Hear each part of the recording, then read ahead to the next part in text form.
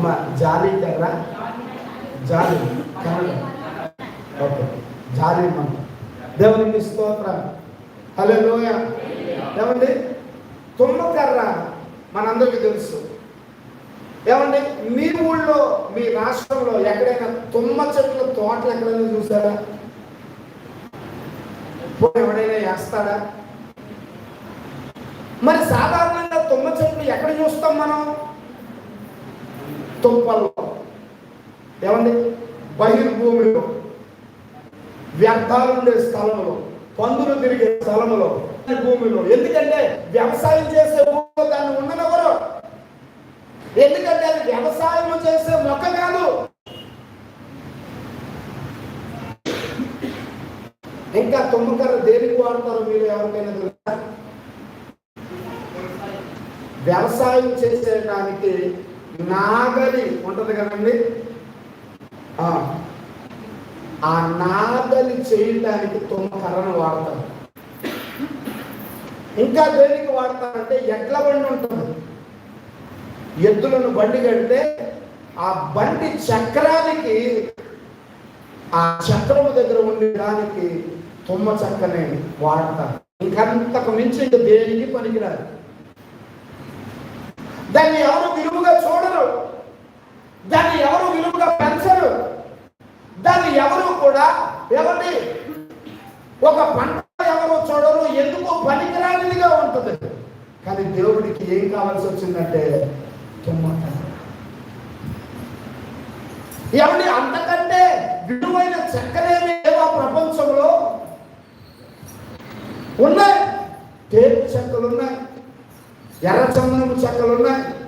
అలాగే విలువగా అయిన కలపగా చెప్పబడే చెక్కలు ఎన్నో ఉన్నాయి, చాలా కలపలు ఉన్నాయి. కానీ దేవునికి ఏం కావాల్సి వచ్చిందంటే తుమ్మకర్ర కావాల్సి వచ్చింది.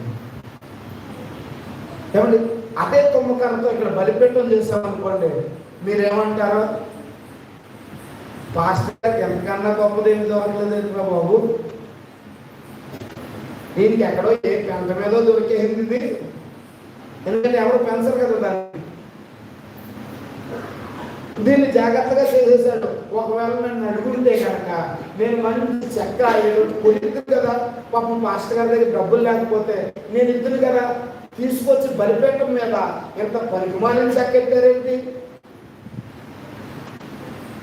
తుప్పల్లో ఉండే చెక్క, విలువలేని చెక్క ఎట్టారేంటి అని అంటారు.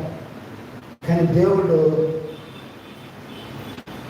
తుమ్మ చెక్కనే ఇష్టపడ్డాడు. ఎందుకో తెలుసా? ఆ తుమ్మ చెక్క జీవితాలు ఎవరికంటే మనమేనండి. ఎందుకు పనికిరా?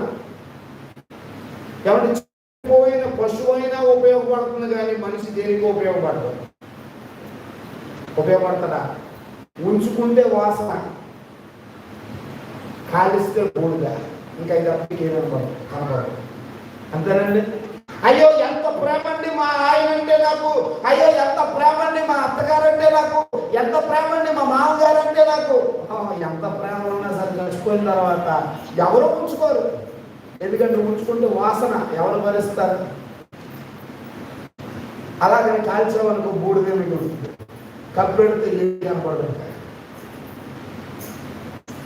అవునా కాదు?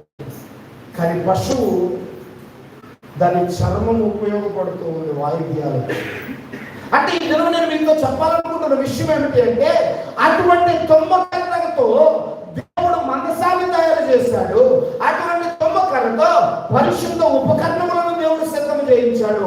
ఎందుకు తుమ్మకర్ర అంటే, ఆ తుమ్మకర్రను పోలిన వారు ఎవరు? మనమందరం. దేవుడికి స్తోత్రం, హల్లెలూయా, హల్లెలూయా.